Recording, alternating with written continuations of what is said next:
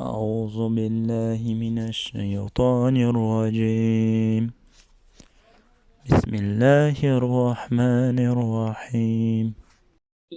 از همه شما خواهش میکنم برادرای عزیز و کسانی که نکاح کننده هستند، در وقتی که دو جوان شما نکاح میکنید اونها را پرسان کنید که نماز میخوانند یا نه. از نماز اینها بپرسید که نمازخوان هستند یا نمازخوان نیستند. و بسیاری جوانها امروز یک خرافات دیگر هم جا دادند، در پایها همون توفلی هاشون بالای کلپچه رفته می نشینند. این چی معنا دارد؟ تو را ایمانت ضعیف است برادر عزیز. اگر ایمانت ضعیف نباشد تو از اون توفلی و از اون کفشی که در پا داری چرا می ترسی؟ وای با عقیده تو این است که اگر وای تو بدر کنی تو سیاه‌بخت می شوی. نه، برعکس تو نیکبخت می شوی. تو یگانه تمام اخلاص وجود تا به سوی خدا روان کن. از دست هیچ کس هیچ چیز نمی آید. توفلی ها را بدر کن، در بیرون بگذار و به حضور نشین. خوراک و آبی که میارن نمیخورم. چرا نمیخوری؟ خور از چیزی که هست در پیشت. چیزی میارن خور، همه برای تو حلال است. این خرافات هایی هست که در مینه سر ما و شما جای کردن. نخور. برای چی؟ شاید که همین یگان سحر کردگی باشد. حتی بدبخت هستی آخر. ملا میخورد. تمام آدم های همون داخل خوردن، سحر اونها را تاثیر نکرد، فقط تو را تاثیر میکند. و در بین بسیار کمبودی های هست، مثل تغپولی. تغپولیش چی است؟ با وقتی اگر شما رو پرو نکاح کنین دیگر تقه در اینجا لازم نمی شود. رو پرو نکاح کنین تا که صدای زن مرد شنود و صدای مرد زن شنود. این از قاعده نکاح. باز یک خراجات کمتر می شود. این بد است. یا سرجلب روان میکنین، بیاین بسش کنین. آخر همین شرط است که همین یک برادر را پوست کنین، تمام آن چیزی که دارد همش کله و تاراج کنین.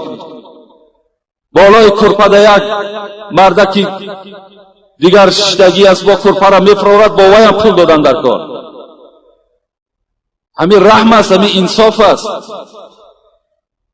یا در قدیرها یک تودت جوانهای اوباش جمع میشوند، ما را شهتاز ده.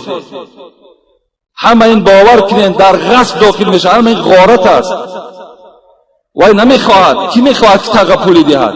کی میخواهد سرجلب دهد؟ هیچ کس نمیخواهد. باز قطعی همون شرطنامه میکنید 10 سوم و 20 سوم، تو 10 سوم و 40 سوم.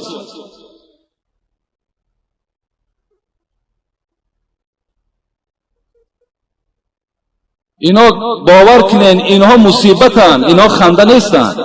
اینها مصیبتن در دین ما و شما. همه میخندد به حال ما و شما. یک باره کمبغل شدیم، نادار شدیم، گدا شدیم. از یک مرد بیچاره خدا رحمتش کند میگه دعام بده 60-70 است روسیه رفته است. در 60 در 70 روسیه کارکنی میرود. همین انصاف است. بیاید غم یک دیگر را خرید. یا وقتی یک توده جمع میشه در همون شب نکاح، مادری او است، اپای او است، یک سوزن دیگر در دست باز میدراید، پیشای برکشاده. وقتی سر خم میکند تا وجود تا همه وجودش میتابد. یک سوزن در پشت همون بچه زده است. این چی معنا دارد؟ اینش از همه گناه بدبخترین است. قسم به خدا اگر این عملهای تکرار کردم، همینها اگر در همون شب نکاح صورت گیرد، نکاح واقع نمی شود، نکاح درست نمی شود. بعد نکاح اینقدر عملهای شرکانه و عملهای فاسد وقتی که شما جاری میکنین، این نکاح شما دیگر چی است؟ وای سنگ است نمیشکند. اینا را راه نتین، نگذارین. همون زنی که هست بیرون ایستد، داملا موعظه کند پیش از نکاح کردن. این از قاعده نکاح. بعضی پیشوای ما بیچاره همون چشمش چار است که همون چینی را یا که متریال یا چند سومه میدهند.